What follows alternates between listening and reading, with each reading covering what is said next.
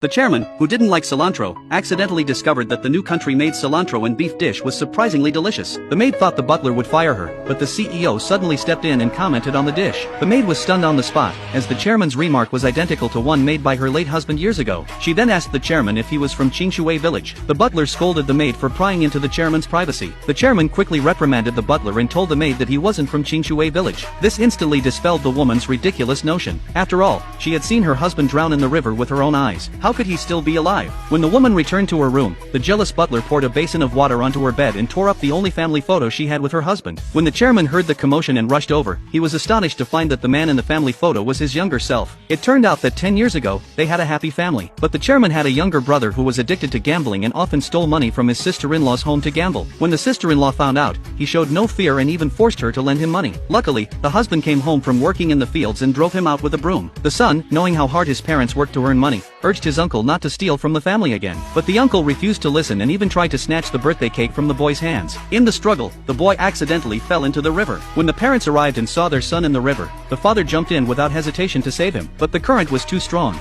and both father and son quickly disappeared beneath the water. The mother cried out in heart-wrenching agony, feeling as though her world had collapsed. She believed her husband and son were dead. Looking at her infant daughter, still in swaddling clothes, she had no idea how she would survive. But for the sake of her daughter, she decided to keep going and support the family. Little did she